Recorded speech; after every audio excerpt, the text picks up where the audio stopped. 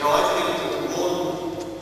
overriding critical feature of the present situation that we need to register in this discussion is that in really a very, very few months, the economic and then political situation in the South of Ireland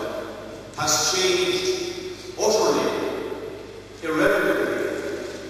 decisively, and any other adverb or adjective that you could find that would express the extent of the change that we are witnessing as we meet at this conference. Now, as a party, we will not be capable of developing and growing over the next 1 or 2 or 3 years unless all of our active members appreciate the extent of the change that is taking place and the implications of that going into the future. And we don't, as a party, want to be like the 2 characters in the famous epic playing Waiting for Godot, where they're hanging around endlessly, waiting for somebody. They claim that he is an acquaintance of them, but then admit that if he arrived, they probably wouldn't recognize him. That would be rather fatal for us. Not that we have, over the last 18 years or so, since the collapse of Stalinism and the intensification of the neoliberal driving of the world bourgeois, not that we have been hanging around, we have been very, very busy. But it has been a very difficult situation, and it has meant that our parties around the world and in Ireland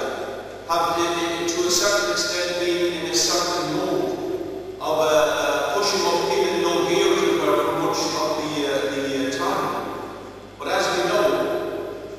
if you're driving in no here when your terrain changes, you have to change very quickly, and you have to change your control of your vehicle. And I think that it is critical that our membership recognise the need for that change right now in the situation that we are seeing in the south of Ireland. Otherwise, if we just get going in the same tempo, the same attitude, the same, maybe even what they say, defensive kind of mentality that we had to defend the basic ideas of socialism and Marxism in very difficult circumstances and against a tide of propaganda from the world bourgeois, we had to be certainly in a defensive role. And the fact that we have maintained, as the Committee for Workers International,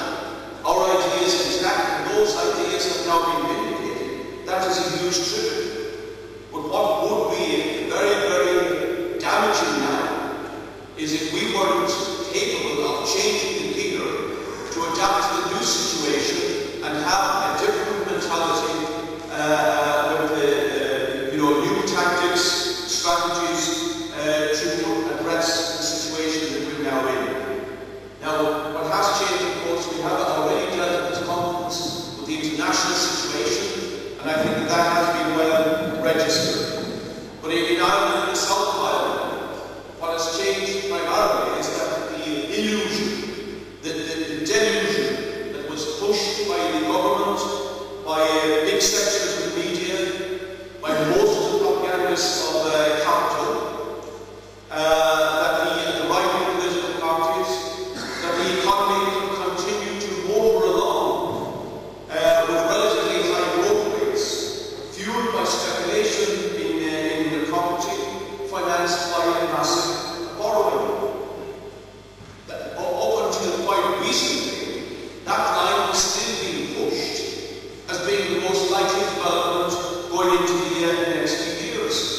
Now, we have seen in a few short months that has been smashed to smithereens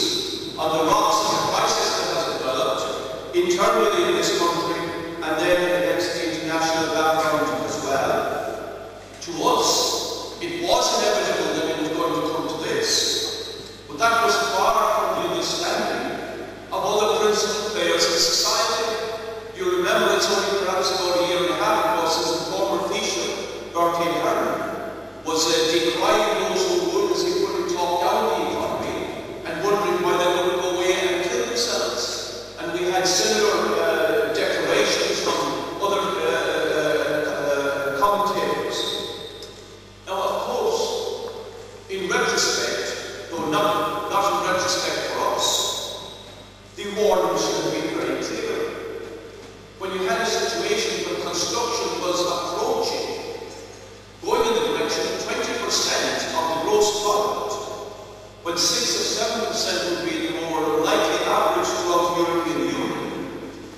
clear that a disproportionate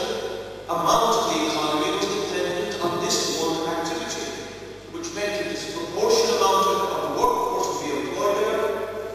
and there would be a disproportionate dependence on construction for taxation for the public finances.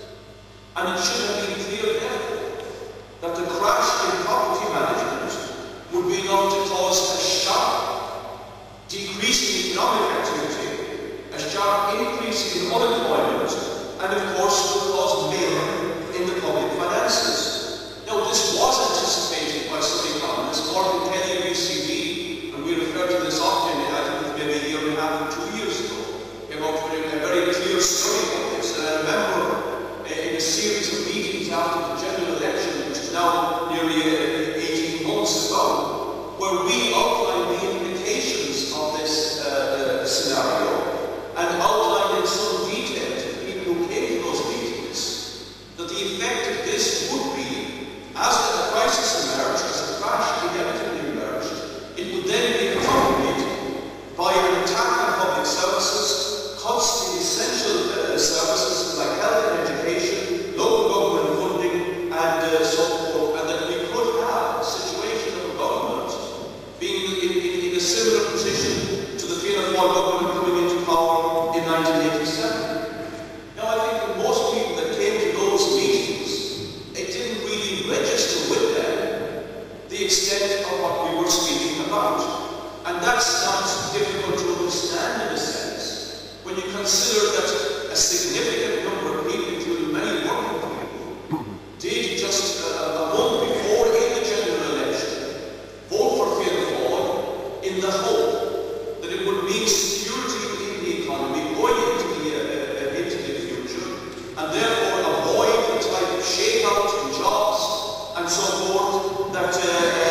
people with big mortgages, etc., just couldn't afford. It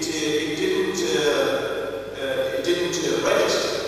and it was really only over the summer that we got the intimation that the crisis that was to come. Then we had the banks in crisis. We had to remember the shares oscillating wildly on the Irish Stock Exchange, which was on foot, not primarily actually in the subprime crisis, but on knowledge inside the industry to what extent the big banks were up to their necks with big developers in huge property speculation, the value of which was now going to crash. And therefore we had on Monday the 29th, Tuesday the 30th of September, the bailout of the banks, just in the wake of the US Congress rejecting the first bailout, which caused, of course, shockwaves around the world. And I think that the emergency legislation that was brought in by the Irish government to underwrite the banks began really to bring home to people the seriousness of the situation. But it's really when we had the budget then on the 14th of October that the full extent of what was coming down the line was really revealed to ordinary working class people. And the measures in the budget hit home very correctly as people understood their implications. The removal of the medical part for the over 70s, cuts in education, giving rise to larger class sizes, to the wholesale withdrawal English language support teachers who are going to be crucial in areas with high migrant population of children, the 1% levy on all income, and a whole slew of step taxes, accident and emergency visit going up to €100, and the like. Now, of course, it was the removal of the medical cards that was the first item that was left to the forefront, and that was not surprising in many ways. And we had the government itself really setting itself up for a fall on this in a number of ways. In the speeches that the Minister for Finance then and others were making in the lead up to the budget, what they repeated again and